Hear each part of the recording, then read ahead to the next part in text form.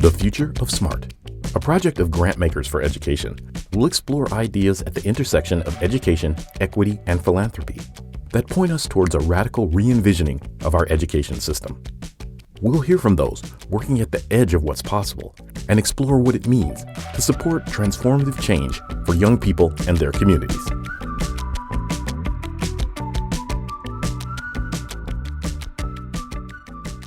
Hello, everyone, and welcome to the Future of Smart podcast, a project of Grantmakers for Education. My name is Ulcca Joshi Hansen, Chief Program Officer of EdFunders, author of the book The Future of Smart, and your host.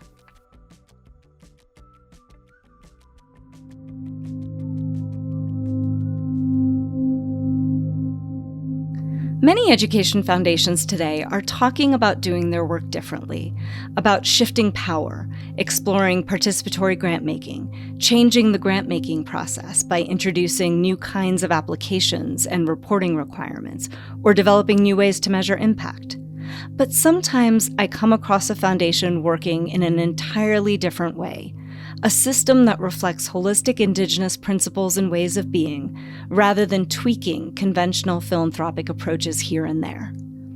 The St. Croix Foundation is a 31-year-old hybrid foundation founded after Hurricane Hugo devastated the Virgin Islands. At the time, U.S. philanthropic efforts were focused on South Carolina, where Hugo eventually landed. The island of St. Croix wasn't home to many high-net-worth donors, the social needs were steep, and the place was geographically isolated. As our guest, Deanna James, president of the St. Croix Foundation, put it, the founders were trying to launch a community foundation in a colonial landscape. This demanded that they think more radically. The standard formula for how to launch a community foundation didn't apply.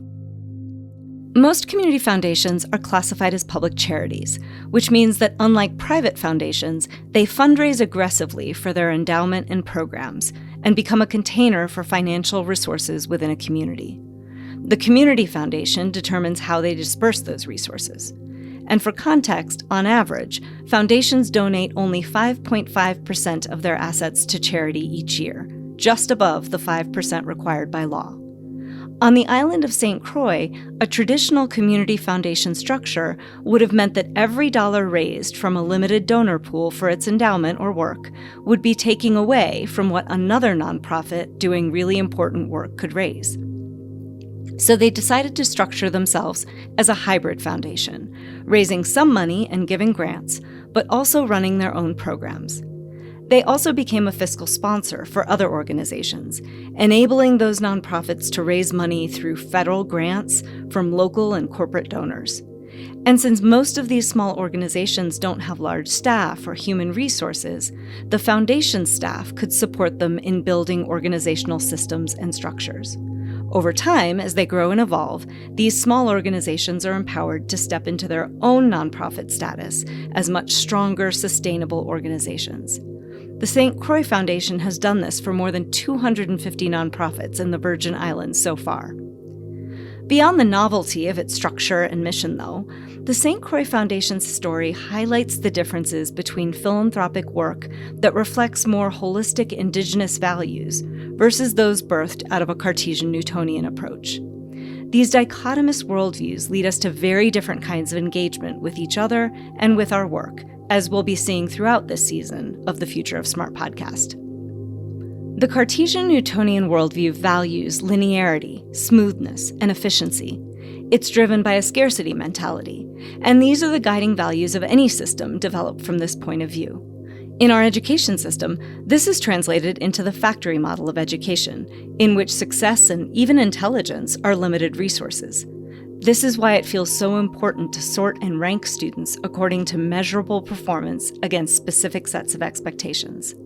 Systems like this assume that human development and learning are linear and uniformly paced, that work and order must be imposed by teachers onto students, that we can draw a line from external accountability to individual actors within the education system. So, for example, if we incentivize students and educators to do well through test-based accountability, they'll get better. Holistic Indigenous systems work more like ecologies and less like factories. Their changes and processes are nonlinear and dynamic. the patterns of behavior and relationship within them tend to recur at different levels of the system, and each individual part of the system has what it needs to operate independently, even as it's attuned to the needs of the whole. An educational system grounded in this approach accepts that students learn and grow in different ways. It ensures that the relationships and dynamics between young people and teachers are similar to the dynamics between the adults in that system. It provides learning and growth opportunities for adults that model what they should be giving to students. This kind of system allows each student to progress on their path, even as they learn with and from others inside of their community. Conventional philanthropy also tends to operate on a scarcity mindset. There are limited dollars, and only a fraction of worthy organizations can receive support from that pool. Foundations craft theories of change that lead to narrow areas of giving, like early childhood, K-12, or post-secondary. Funding is time-limited and contingent on certain outputs during that time. The incentive is for each nonprofit to carve out a unique program that justifies its existence and to constantly scale and increase impact, expanding and touching more lives with each new program or intervention. A humanistic approach to philanthropy is different, as we'll hear in this conversation. Deanna uses terms like abundance, relationship, in this together, and collective a lot. It struck me that she didn't hold herself in this conversation as an expert so much as an essential member of a collective. We often hear the term proximate as a way to point to how funders can become closer to communities they serve.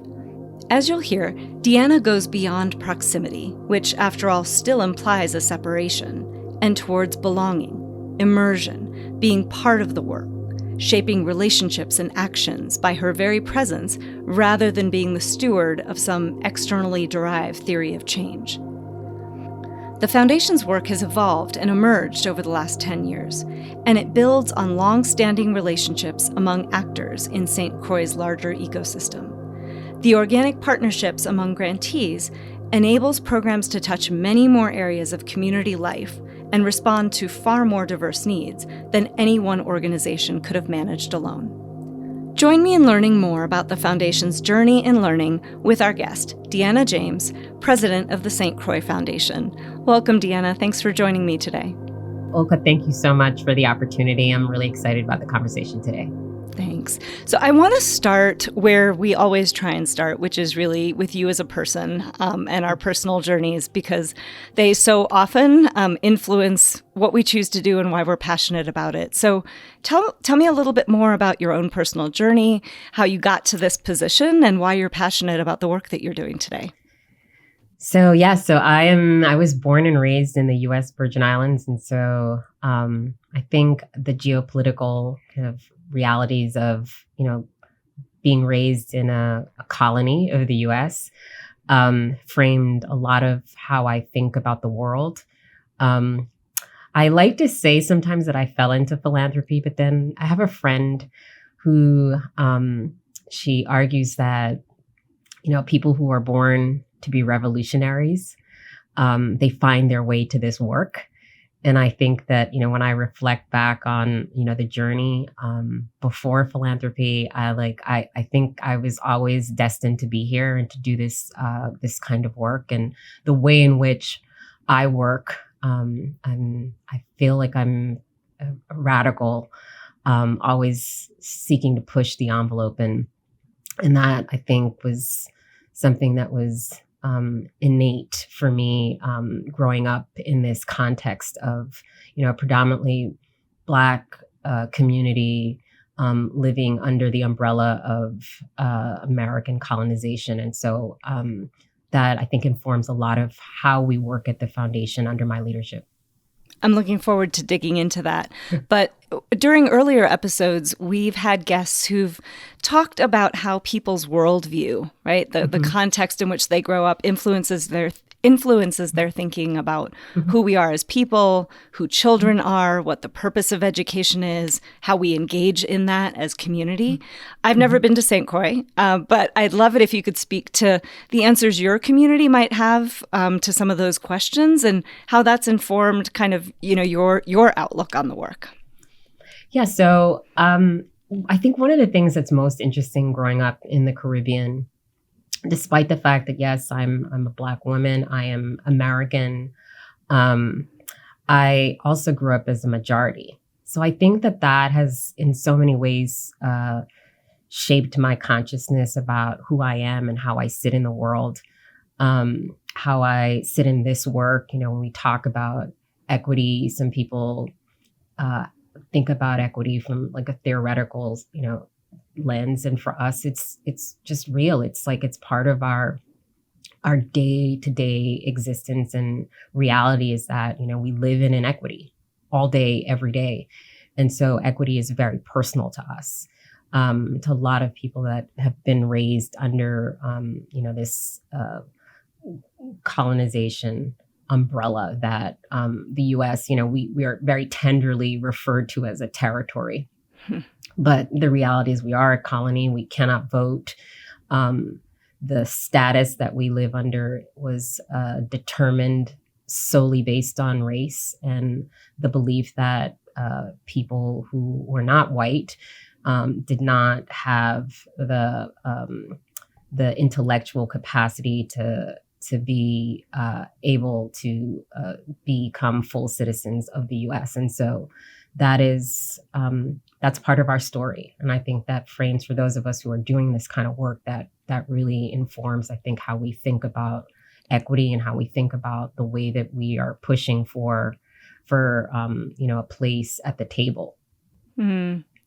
We had a workshop at Grantmakers for Education with Milagros Phillips, who is also, she grew up in the Caribbean, and she talked about, the abundance mentality that exists in sort of warm climates. And I think she was pointing, to where she grew up. And there is something to that, right? And I think about it as like the worldview that has come to dominate, which is more modern, Western, has this scarcity mentality and frame 100%. That I think harms all of us, so that even though you may feel like you live in wealth and you live with privilege, there's a way in which you're disconnected from who you are and your connection to others, which is a state of impoverishment, right? And yeah.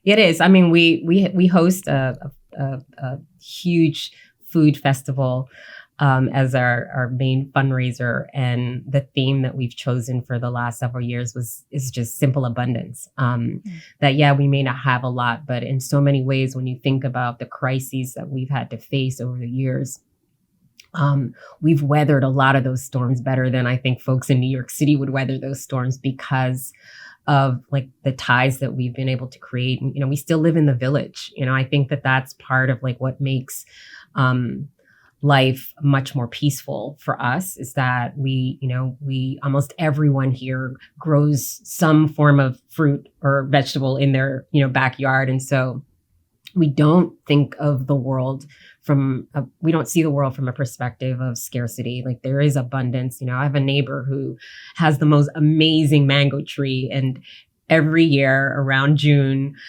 she comes to the yard and comes with a big bag of mangoes and hands them. And I call my sister in the States and I laugh, like, how much did you spend on a mango today? And so, so there's like this, there's just a different perspective. And, we have the ocean around us. I always say, like, we have like all these assets around us that, like, we know that we will always eat, as long as the ocean is clean. We know that, I always say that even if I lost everything, I have a huge family and network of support that, I know I could lean on. And so I think that really has framed a prosperity sort of like, mindset for not just me, but a lot of people on this island. And one of the really like unique things about St. Croix, and that, we have, by every measure, we are economically fragile. And yet we have one of the highest homeownership rates in the nation, partly because people help each other build homes, like people like, and many of those people own homes without like a mortgage. So there's just like I think there's a different framework because of the fact that we don't have a lot. And because we are isolated, we found other ways to create abundant and prosperous lives than just money. That's a great segue into the history of the St. Croix Foundation, because it really is unique. But my understanding is that from the time it began in the 1990s, it's tried to be very distinctive in how it's approached its work, particularly compared to how we tend to think about foundations and philanthropy. So could you tell our listeners a bit of the backstory of the foundation?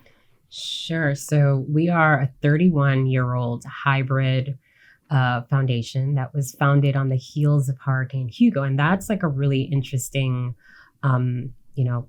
historical point for us because our founders made the decision to launch the foundation exactly a year after Hurricane Hugo. We were, the island of St. Croix in particular was almost leveled after Hugo. The realities was we didn't have a significant number of high net worth donors. We didn't have a seed donor that would, offer us an endowment, at least the seed gift for an endowment. We had incredibly steep social needs, exacerbated by geographic isolation. We had no national philanthropic networks to lean on. And then we had zero federal voting power.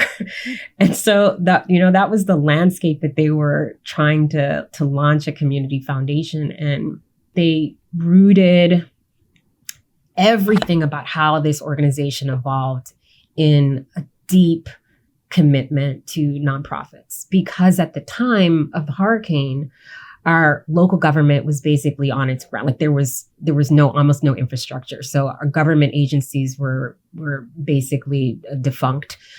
Federal government was trying to support the territory to the best of their ability, but our nonprofits were like the frontline soldiers. They were the ones that were supporting community in the most important and meaningful ways. And so our founders prioritized nonprofits. And then by making that decision to prioritize nonprofits, they then made this other really equity-centered pledge, which said that if we really care about nonprofits, then we can't compete with them. And so how we think about operational solvency has to be different because we live in this really tiny little village with a scarce amount of resources, in particular donor resources. And so that, of course, that decision then informs so many other decisions about how do you think about operational solvency if you're not focused on building an endowment and amassing and hoarding resources. And then the other decision that they made, which is, I think, one of the things that makes us really distinctive, is that they thought to themselves, well, we can feed our nonprofits and feed them for a day, or we can teach them to fish and feed them for a lifetime. And so they just decided to become fiscal sponsors and to really help. Most of our nonprofits at the time were really, really low capacity, under-resourced organizations doing big things. And so serving as a fiscal sponsor allowed them to have much greater reach, much wider bandwidth, serving under the foundation's 501c3 umbrella. That's it's just been the single most important role that the foundation has played. And we've served in that capacity for over 250 nonprofits in the Virgin Islands. Oh, wow. When I stepped into this role 7 years ago, I really spent time looking at our originating documents and looking at board minutes and listening to the voice of our founders, many of whom are not here anymore, about what they were thinking. And they were having these really deep, meaningful conversations about how to grow this organization, how to buck the system, how to sort of reject the formula and still be a legitimate community foundation, sort of moving in a different path. And so that was that has been a really important part of my journey, is sort of reconciling, the formula, the way in which community philanthropy has evolved with how we have evolved as an organization. And I say all the time that we're horrible fundraisers because how conscious we are. Those nonprofits, they're like our babies. They sit underneath us. We exist to serve them and to support them and to help them grow. And so there's a high level of accountability that comes with that we can't sort of like look away from. It's part of our DNA now. And so I think that's just one of the ways that we are absolutely distinctive. And I can tell you that the field of philanthropy, so most of our peers do not, recognize us as a bona fide community foundation because we have rejected the endowment and building an endowment because we don't have like this huge corpus. We have donor advised funds. We actually struggle with the power that donors hold in this work. And I think it's a conversation that the field has not ever effectively, addressed or, faced head on.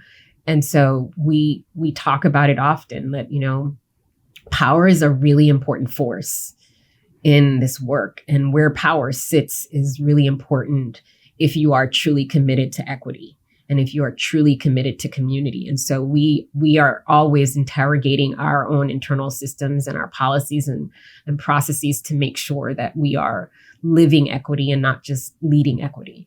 Mm-hmm. So when you ask most foundations about their assets, they think about or they talk about their corpus and the money that they give away, or more importantly, to your point, don't give away. How do you think about your assets and how have you leveraged them in ways that are really unique as a result?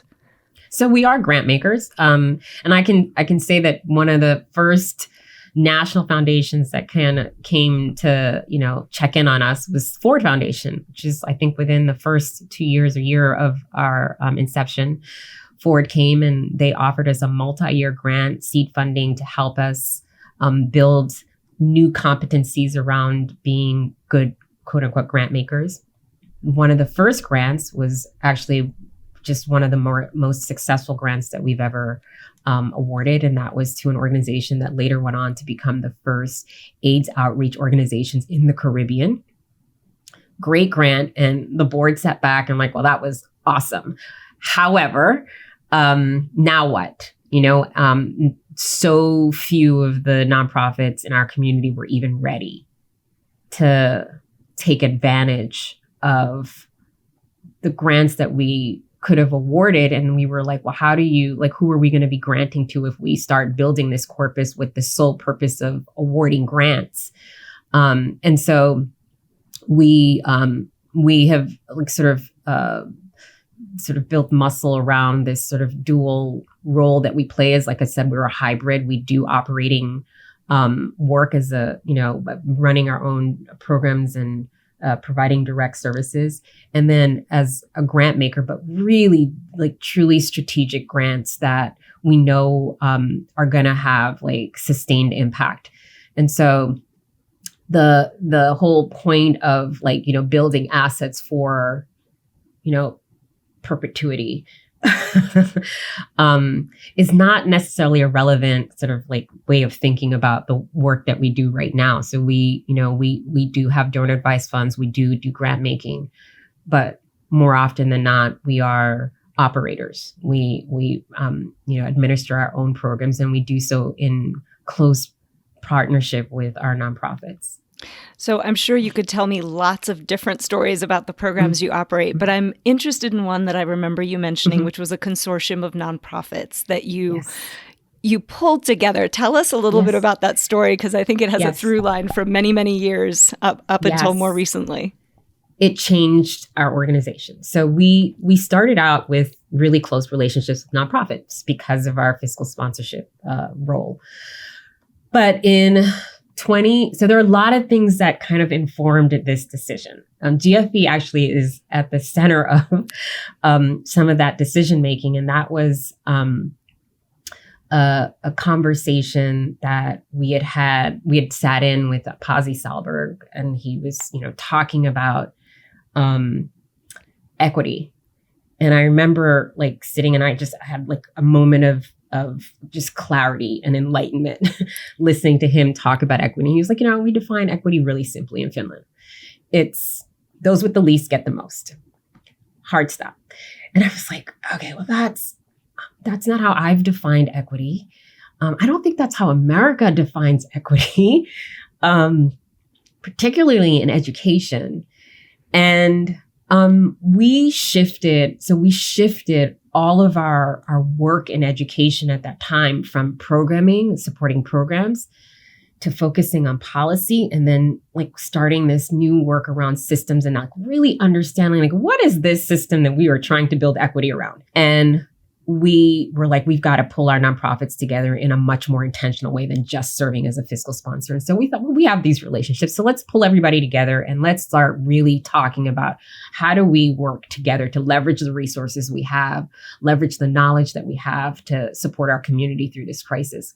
So we had like 4 sectors. We had arts and culture, youth and education, health and human services, and then the environments, built and natural environment. And we just had everybody sit together. I mean, we did a lot of things wrong in that process that we had to learn from, which was to even begin talking about money before we built trust. But we sat for a year. We literally just created a safe space for organizations to come together and to just get to know each other. And what we didn't fully understand at the time was that we were all becoming systems thinkers, because we were all kind of like starting to understand each other's work, the intersections of each other's work with our own work. And then this crisis happened, which was 2017 hurricanes Irma and Maria, back-to-back Category 5 hurricanes. And then it was like the bond was sealed. The foundation, our founders had solarized our building and buried our utilities. And so our offices were up and running within a couple of days after the storm. And then because we had started building this coalition, people started hearing, the foundation's up and running. And we had like 20, 30 bodies in our office for 2 months.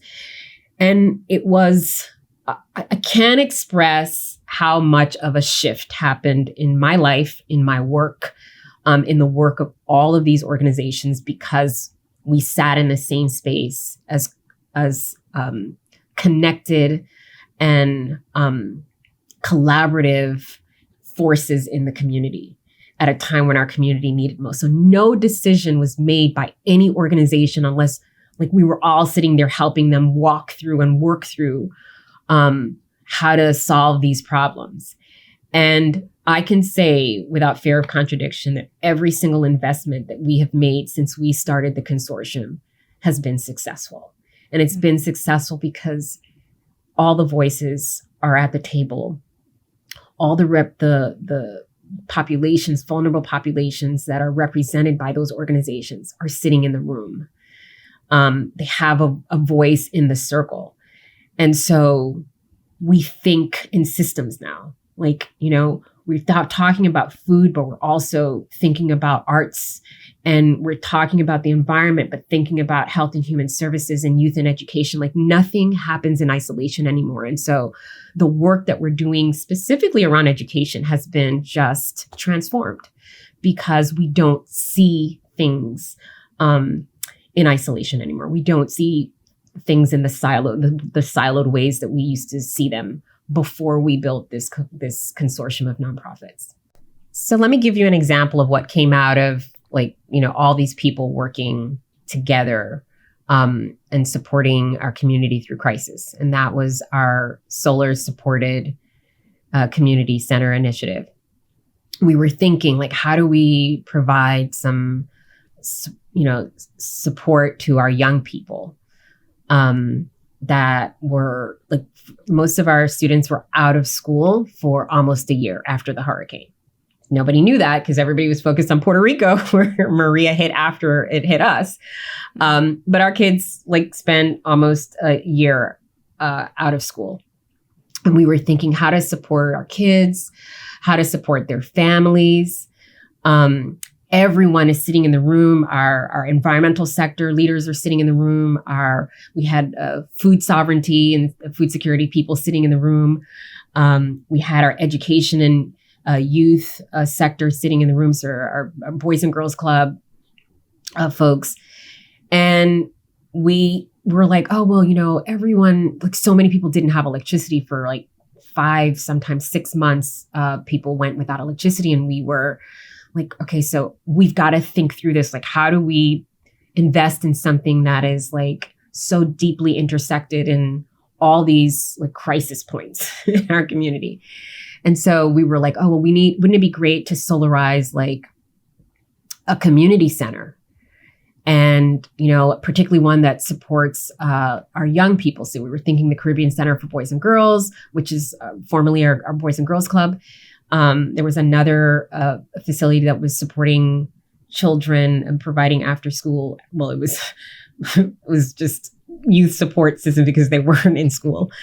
And so we had this conversation, and then we were like, oh, that would be great. You know what would be great is that while we're solarizing, we should like get a couple of kids and like teach them to like, what the process of installing a solar system looks like. And just in a passing conversation, Department of Labor had staff that was in our office at that time also. And they're like, well, we have money for workforce development. Like, could you like create a program, like a real program from this? And we're like, well, that wasn't our plan, but okay, we can do that. And so we got like a significant amount of money from our local Department of Labor for workforce development. We reached out to several of the vocational school instructors who were not working. And we asked them if they would, be part of, there was an intensive 6 months training program. We worked with the Department of Labor to identify opportunity youth. So those were youth, most of them had already either dropped out of school or had graduated, but were basically not employed and not really doing anything productive in their lives at that time. And we identified those youth, and we worked with them every day, all day, to get them certified. They went through an NCCER, a certification program, got their solar installer certification. And then we brought solar companies in to work with them, to provide them with life skills and professional development training. And then when we were done with that program, which was right at the start of the pandemic, we were like, oh my God, what do we do? Like, what happens next? Every single one of those young people at a time when people were losing jobs got hired full time. And so it was like this, we solarized the Caribbean Center for Boys and Girls. It was one of the spaces that as schools were, in virtual learning, there was that one place that kids could play outdoors and be, in a safe space. And so it was like all these connections that were made because all the right voices were sitting in the room, helping us to think through what like an investment around children would look like in this series of crises that we were dealing with as a community. We got these container farm stands. We put them in all these remote, vulnerable communities. And then our students were like, well, why don't we solarize them? And so our students then solarized the container farm stands. Are fully solarized, Wi-Fi, have water buffaloes. And once again, we launched that project. We awarded those container farm stands right at the beginning of the pandemic. And throughout the pandemic, people were able to have access to clean food, fresh, clean food in a safe way. When people were concerned about going into grocery stores, we worked with our farmers to support communities that included the community where the Caribbean Center for Boys and Girls was, to ensure that families, could have food. And so all of it was like every single project at that time was just connected. Mm-hmm. Every single priority area that we had established, from the environment to arts and culture and how we decorated those farm tiendas, all of it, all of our partners came together to create something that like really supported communities at their, greatest time of need. I want to talk about theories of change, but before we do, I want to reflect on something. When a disaster happens, we often try to bring people together and say, okay, now let's work together.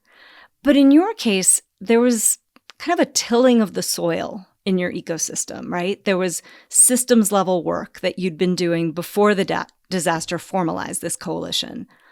I'm curious, what were the bumps? I mean, what were the things that people had to get over in order to build these relationships that would allow them to work together?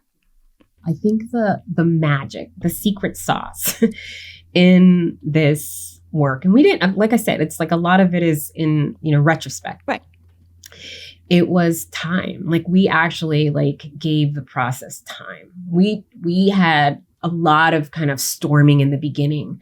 And that storming was the result of a lack of trust and a lack of real deep, connected relationships. And so what we committed to our partners was that we would hold the space. We would hold the space. We would hold it steady. We would hold them accountable to sit in the space. And we learned very quickly, don't talk about money. Don't talk about money until, we have sufficient relationships and trust. And what was really interesting is that we all were really polite, and it was a very courteous, space that we all worked in before the consortium. So I think we had assumptions that, okay, when we get together, it's going to be, love and peaches and cream. And it was not. And so what we did is we stepped back. And I think that's another powerful lesson for us as an organization, is that we had to learn to get the heck out of the way. Philanthropy always feels like we're going to figure out, we're going to crack the code. We're going to be the ones to come in and with the bright idea that's going to fix things. And we learned to just step out of the way, to hold steady our fundamental role in community, which is to be a convener and to be a facilitator. And to honor that. And so we just created the space, and we one of my founding board members, when, I brought the idea to her, we're going to, build this thing and we're going to bring these organizations together. She said, listen, let me give you one word of caution. Don't assume that people know what collaboration means. And I was like, oh, wow. Yeah. Okay. So that's an important thing to think about. And so we actually spent that year training around collaboration, really teaching people. We did art of hosting workshops. We brought other members of the community into the process. It was we built a new version of community through this space that we were creating, and we're still creating it as time goes by.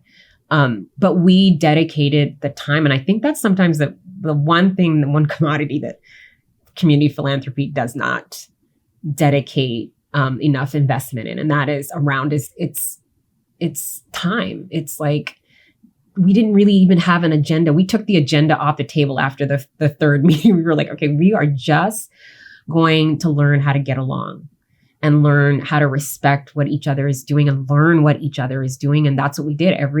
Almost every meeting in the beginning was held at a different nonprofit site. So organizations got to see in real time what their peers were doing and where their lived experiences were. And so that was I think those were the lessons that when we look back, we really did not go in there with this belief that we had the answer and we knew we were building something really spectacular. We just were we're in learning mode. We're students in this process. And I think that was the greatest lesson that we took away from the early part of the consortium. And how, if at all, did issues of race, conversations about race and power play into this? Okay, that started immediately. So that was another. So despite the fact that the Virgin Islands is predominantly Black, 75% Black and Hispanic, we are in our sector probably one of the most diverse spaces in community. So when we got together, it was very evident we kind of looked like the United Nations. And I think one of the things I've talked to you about this, Ulcca, is that we talk about race very openly. And I think part of that is because we as people of color live as the majority. Race is not a taboo subject for us. We talk very openly. There are a lot of people of different races that live on the island, and race issues come up very often, and like, community tackles them. Sometimes it can get, there's a lot of energy around it, and oftentimes not. And so as we started talking about equity, I think there was maybe like one day where we were polite. Everybody was polite with each other. And then after that, it was just, we had to deal with it. I mean, that first year, that was like a lot of the conversations we were having.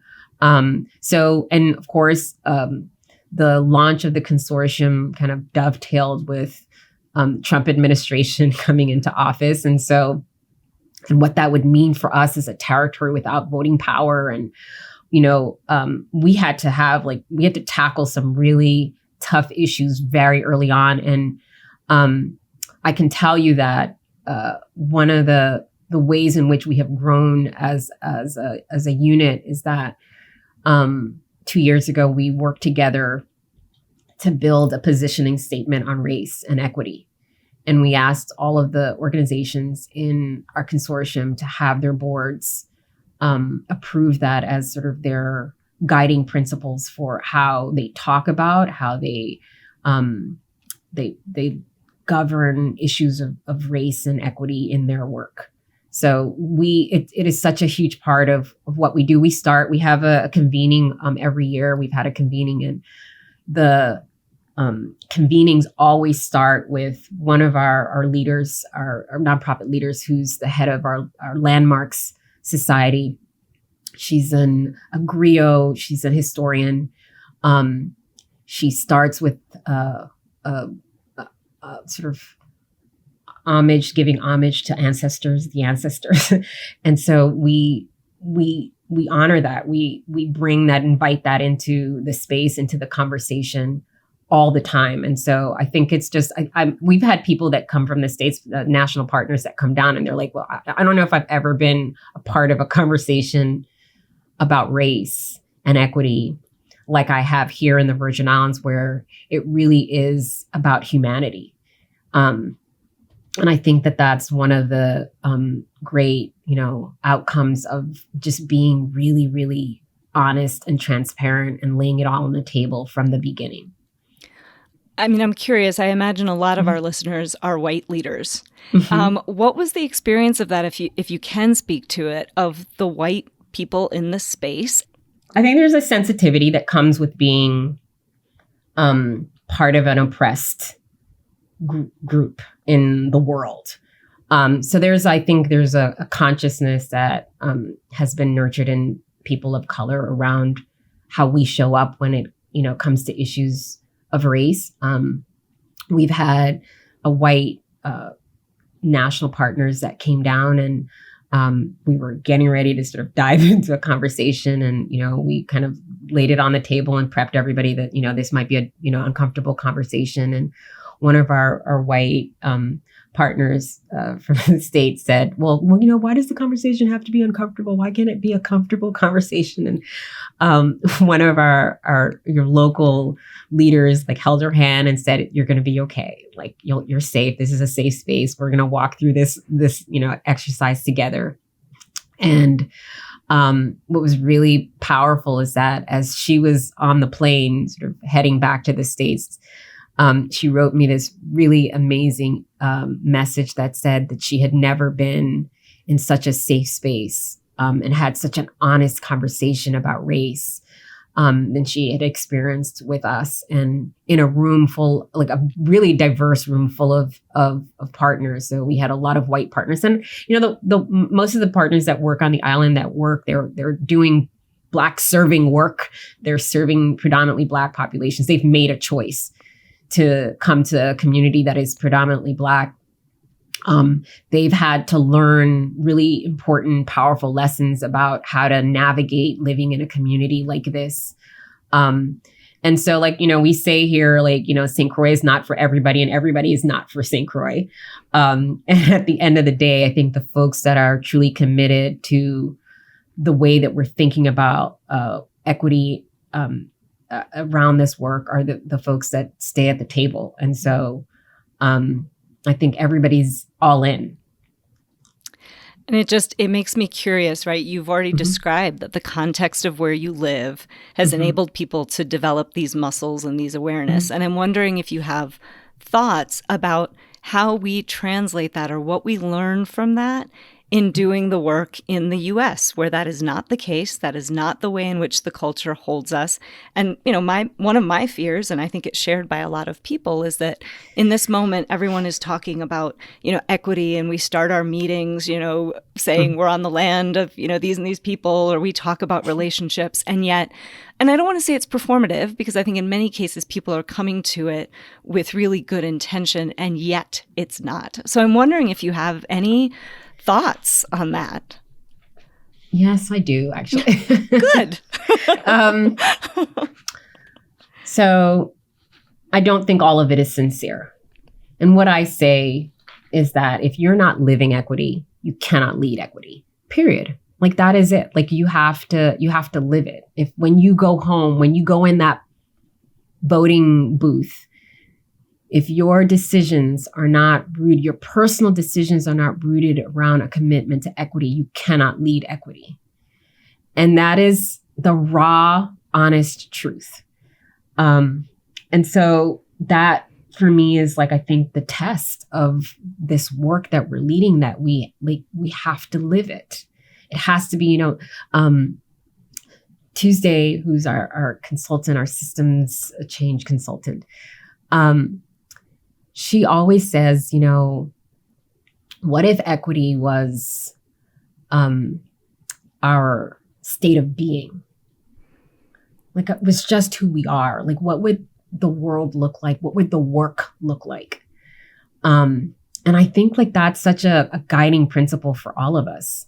And so I think that, one of the other things that Tuesday's kind of helped us think through is that we keep trying to fix things, right? We keep trying to, like I said, crack the code, figure this out. And we're going to sit in a boardroom and we're going to find the right, trigger point that's going to radically shift systems. The reality is that our systems in America are a reflection of the people who live in America. Our systems are, many of them, particularly in education, are rooted in inequity. They just are. And so if we're not trying to change the system, we're trying to change the impact the system has, the inequitable system has on the lives of people, I say stop. Just stop. Stop. It's the reason that the amount of money, billions of dollars that have been invested in education, have not resulted in the kinds of outcomes that we should be seeing. Is because the fundamental system that undergirds our educational, infrastructure is not based or grounded or rooted in a commitment to equity. And so if we as a field are not comfortable about focusing on policy reform, and using our power and our money to move policies that will ensure equity for underserved, vulnerable, marginalized populations in America, then I guess we're doing what we do to make ourselves feel good. We're doing something. And that's, to me, part of why this work that we're doing, really trying to teach ourselves to think differently about how do you change, improve the lived experiences of people from this work in philanthropy. And I think the bottom line for us is that people change, and people fix their own problems. People have the ability to find the answer to their own problems. And what we need to do is to build muscle around nurturing really deep, meaningful relationships so that people can sit in a room and figure it out for themselves. And I think it changes how you think about all the money you're sitting on, right? How you're using and you're going to deploy all that money. If you're really just facilitating conversations and, sitting in a space of like confidence that those conversations will lead to some solutions that people will have agency around without you. And that is, I think that's like a lot of the work that has to be done in our field. Like, I don't think like we keep trying to invest in change and to, sort of move systems from sitting in these boardrooms, and really and truly, that's not how, like, just in our experience, that's not how real change happens. But it is, right? I appreciate you using this metaphor of muscles, because our dominant worldview is what, again, it's scarce. It's me against the world. It's things are top down, right? There are all these values that we build muscles around and then get into leadership. And what you're describing is a very different way of existing in the world. And when you exist in it, I think you can see different possibilities, but it's really hard when you're trying to think in that way, but are still rooted with your old muscles to actually see it, which is why I think it's so scary, right? For so many folks to step into it. There's a lot of talk about diversifying leadership in philanthropy, in nonprofits. I don't know that skin color, race, culture alone tell us which kind of worldview or perspective you bring to it.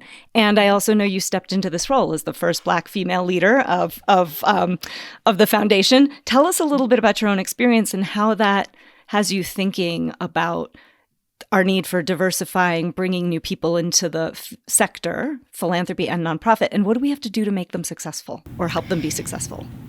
Yeah, so I was, my predecessor was a white man from Maine.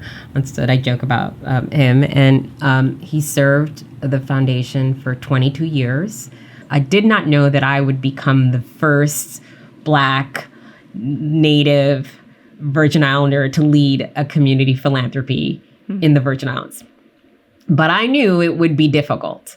The reality was that almost all of our donors were white. Almost all of our donors were mature, elderly men. Almost all of them were conservative. And so I kind of steeled myself for what I expected to be, a really difficult road for me. We lost, just real talk, lost donors. And I was like, okay, I get why there's never been a person of color in this role. But concurrent with that, I became part of a really amazing national network of Black leaders in philanthropy. And they became champions of ours, and we got new donors that were real co-conspirators and really community-minded and equity-centered. And it was it was an uphill battle. It continues to be an uphill battle, but my perspective as a person of color, as a woman, leading this work has really changed how the organization has evolved.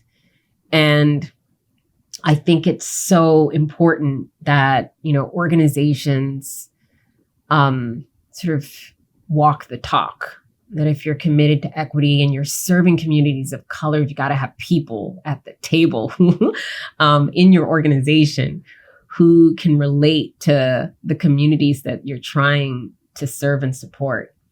I think that the issue of race is such a powerful issue. And the reality for me, what I've learned is that, we think that philanthropy is unique, that it, within the hollowed halls of philanthropy, that somehow our systems look different than the prevailing systems outside of philanthropy.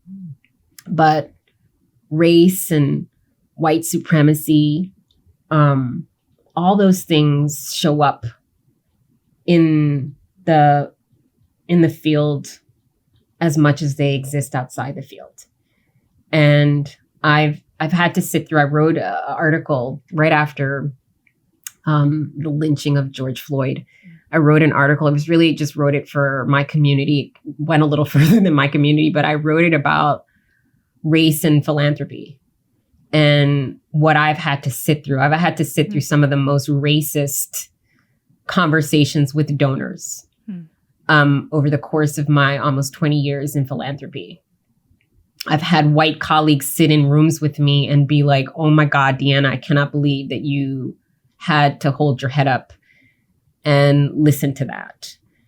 And so like, I don't like, you know, I don't sugarcoat what like this work really looks like. The raw sort of reality of philanthropy and what it means for high net worth people to, in so many ways, hold power within philanthropy, hold power in terms of where money is being directed, hold power in terms of how much of the money is being directed, hold power in terms of who's sitting at the boardroom, you know, approving or disapproving, you know, equity agendas. It's real. And I think I always say that there's so much work to be done within philanthropy before this field could have the kind of impact that I think it has the potential to have. Thank you. I really appreciate you going there with me.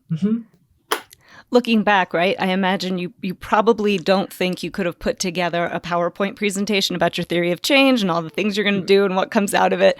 And I can imagine a lot of people are going, well, how do you scale that? And somebody once said to me, as soon as you try and scale it, you rip the heart out of it because you don't let it be emergent. So, yes.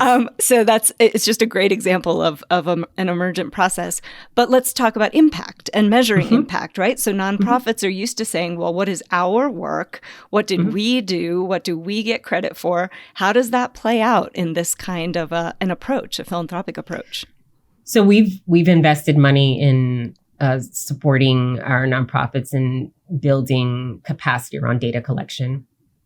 Like, Ulcca, when you asked me that question, I don't know how to answer it because I have yet to hear one single nonprofit ask that question or think in that way.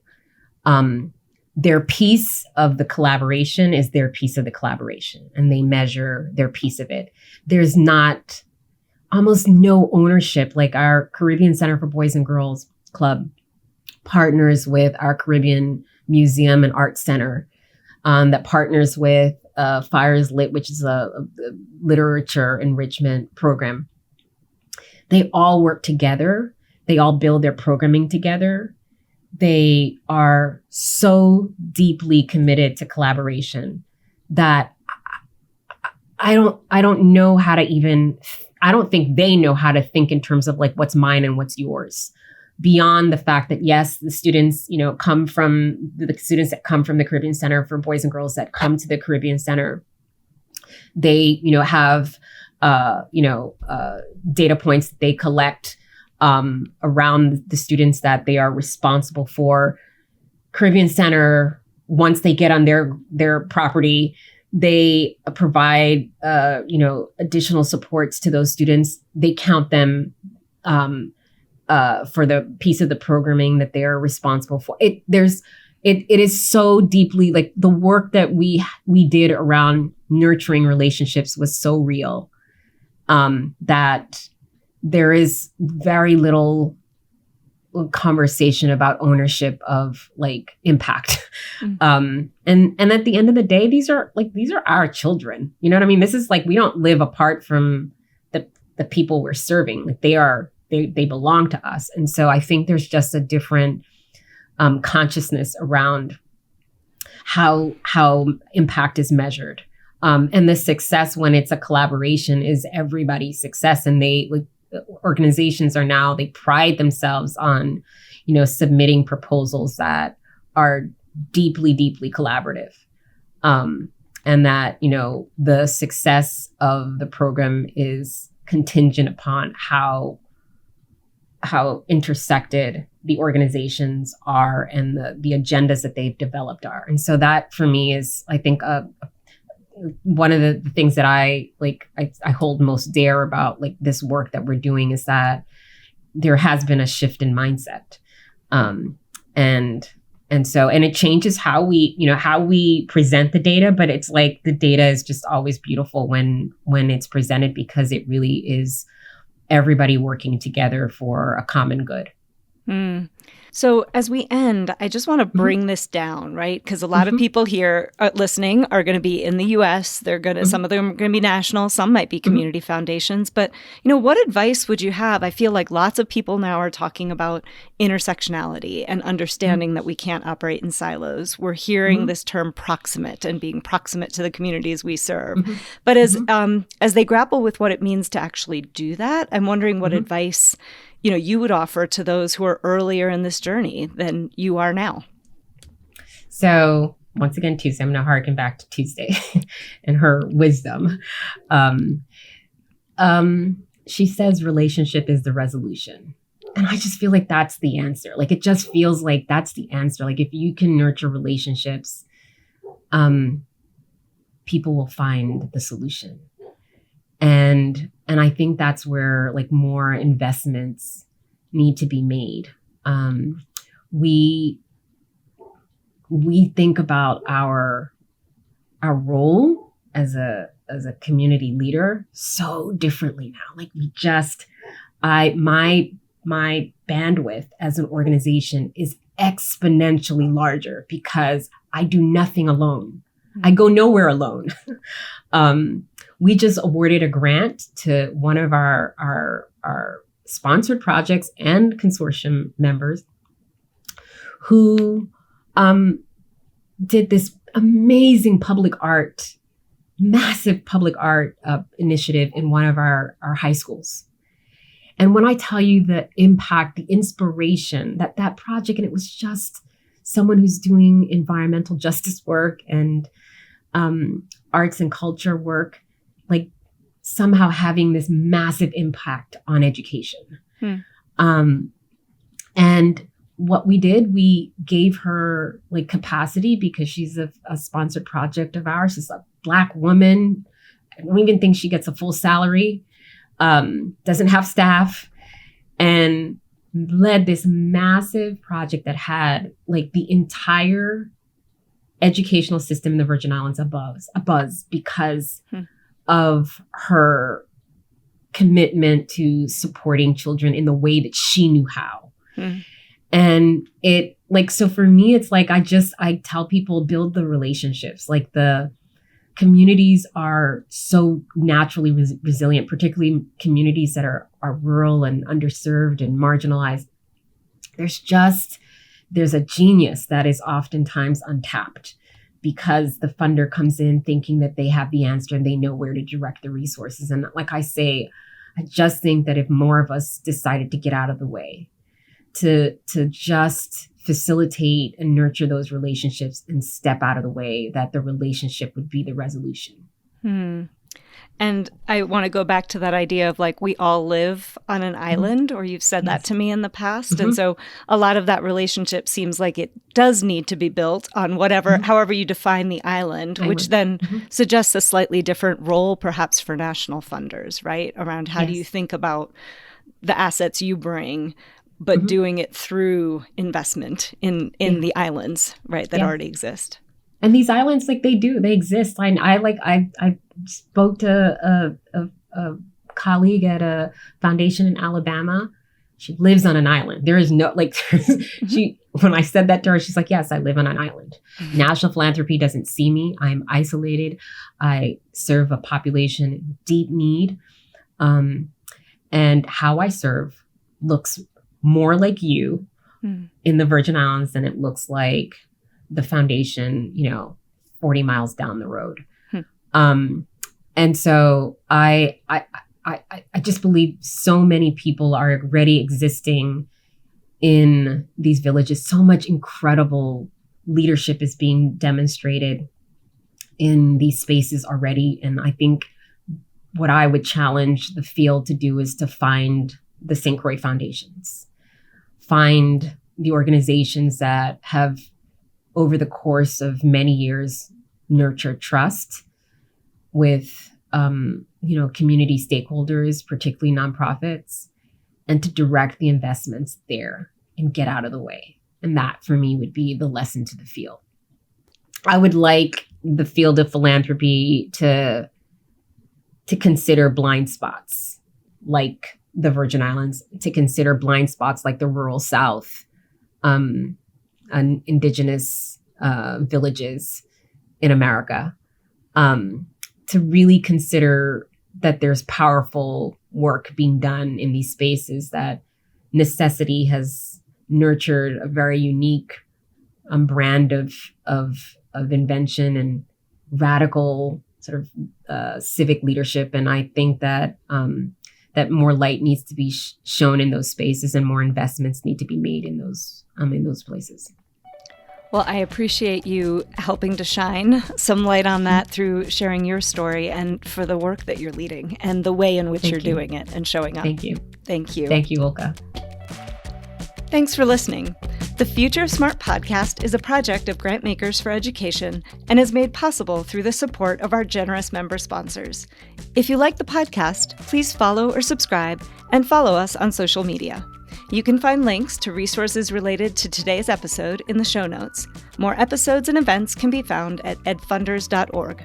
To learn more about the future of smart, visit ulcca.com, ulcca.com.